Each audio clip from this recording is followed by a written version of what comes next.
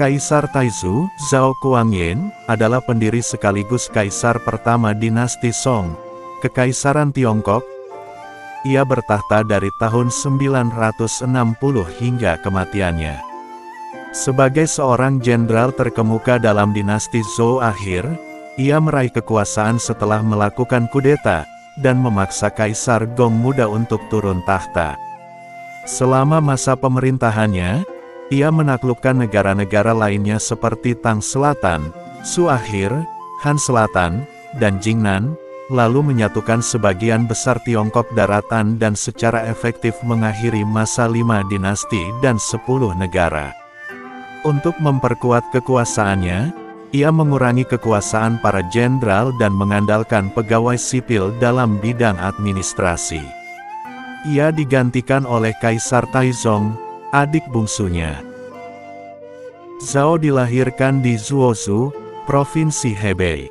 Ia adalah keturunan Zhao Ting, pejabat pada akhir dinasti Tang. Ayahnya, Zhao Hongyin adalah seorang pejabat militer dan ibunya, Nyonya Du, adalah seorang wanita yang bijak. Sejak kecil Zhao telah mempelajari karya-karya klasik, strategi perang dan ilmu bela diri sehingga tumbuh menjadi seorang pemuda yang gagah, brilian, dan pemberani. Setelah karir ayahnya mulai surut, Zhao yang ketika itu berusia 21 tahun memutuskan untuk meninggalkan kediaman keluarganya untuk mengadu nasib di tempat lain. Ia berkelana kemana-mana untuk mencari pekerjaan dalam pemerintahan namun berulang kali ditolak. Pada akhirnya karena kehabisan uang, ia tinggal di sebuah biara Tao di Xiangyang, Hubei.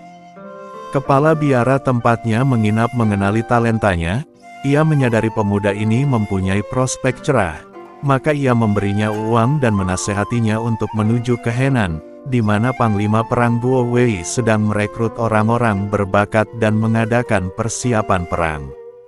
Zhao pun mendaftarkan diri sebagai prajurit dan diterima. Sejak itulah kehidupannya mulai menemui titik terang. Tahun 951, Guo Wei mendirikan dinasti Zhou dan memproklamirkan dirinya sebagai Kaisar Zhou Taizu. Namun ia hanya 3 tahun menduduki singgasananya. Tahun 954, setelah kematiannya, putra angkatnya, Guorong, Cairong, menggantikannya sebagai kaisar dengan gelar Kaisar Zhou Xizong. Di bawah Kaisar Xizong, karir Zhao semakin menanjak, ia meraih banyak prestasi dan menjadi jenderal yang paling berkuasa di dinasti Zhou. Di medan perang ia tampil sebagai jenderal yang disegani kawan maupun lawan. Dalam suatu pertempuran melawan Huang Fuhui dari dinasti Tang Selatan, ia mengalami kekalahan. Kemudian ia mendengar ada seorang ahli strategi berbakat bernama Zhao Pu. Ia pun menemui Zhao Pu untuk meminta nasihat dan berhasil memenangkan simpatinya. Dengan strategi Zhao Pu, ia melancarkan serangan kejutan ke perkemahan Huang pada tengah malam lewat jalan pintas di perbukitan. Pasukan Huang yang tidak menduga serangan dadakan itu langsung kocar-kacir. Kemenangan atas Huang Fuhui ini meningkatkan citranya di mata publik dan Kaisar Xizong. Atas jasanya, ia dipromosikan menjadi gubernur militer, jabatan yang menjadi batu loncatan menuju kariernya ke jenjang yang lebih tinggi kelak. Pada tahun 959, Kaisar Zhou Xizong tiba-tiba wafat karena sakit. Putranya, Guo Zonsun, yang baru berusia 7 tahun naik tahta sebagai Kaisar Gong dari Zhou. Tidak lama setelahnya datang laporan darurat dari perbatasan yang melaporkan bahwa pasukan Han Utara bersama dengan suku Qidan telah melancarkan serangan ke perbatasan Zhou.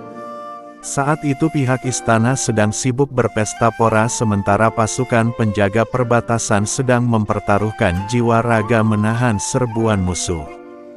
Menjelang malam ketiga, pasukan Zhao telah berkumpul dan berkemah di Chenxiao, 20 km timur laut dari ibu kota Zhou, Kaifeng.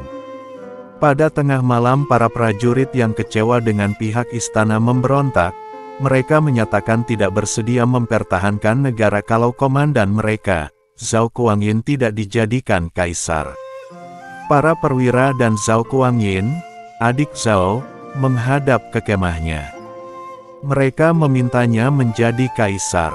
Zhao ragu-ragu menerimanya dan sebelum sempat menjawab, seorang perwira sudah mengenakan jubah kuning, warna yang hanya boleh dipakai kaisar padanya.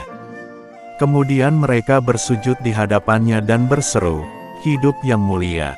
Zhao berulang kali menolak dengan lembut, tetapi ia akhirnya menerima juga keputusan mereka dengan syarat mereka menaati perintahnya dan menuntut kepastian agar setelah masuk ke ibu kota nanti, kaisar, keluarga kerajaan, dan para pejabat harus diperlakukan secara manusiawi dan rakyat jangan diganggu.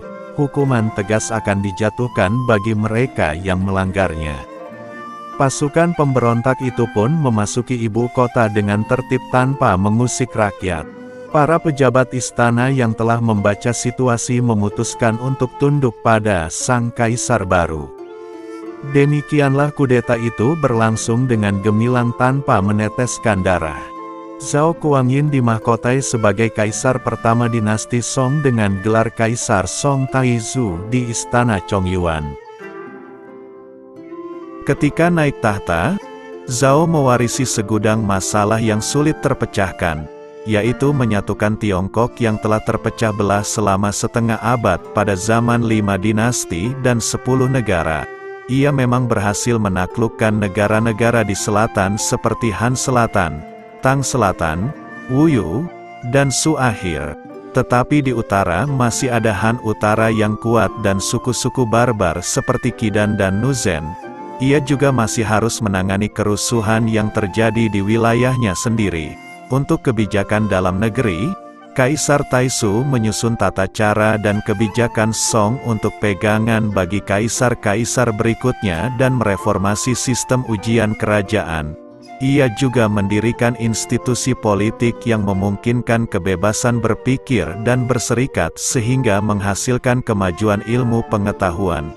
Pada masa pemerintahannya ekonomi, seni, dan literatur berkembang dengan pesat.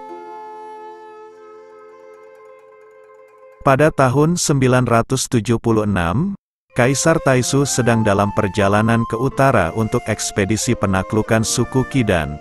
Malam harinya ia minum-minum bersama adiknya, Zhao Guangyi, di kemahnya, tetapi keesokan paginya ia ditemukan sudah tidak bernapas lagi.